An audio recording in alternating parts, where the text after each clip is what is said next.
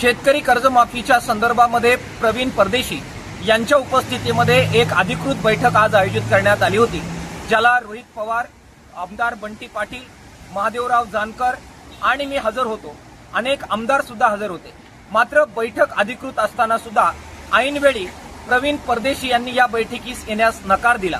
कदाचित मुख्यमंत्री कार्यालयातून त्यांना तसं सांगण्यात आलेलं आहे आणि या बैठकीला एक प्रकारे माघार घेत त्या बैठकीला अनुपस्थिती त्यांची राहिलेली आहे. ही अत्यंत गंभीर बाब आहे. यामुळे ही बैठक रद्द करण्यात आलेली आहे. मुख्यमंत्री कार्यालयाचा हा जो हस्तक्षेप आहे आणि प्रवीण परदेशी यांची जी कृती आहे तिचा मी किसान सभेच्या वतीनं निषेध करतो.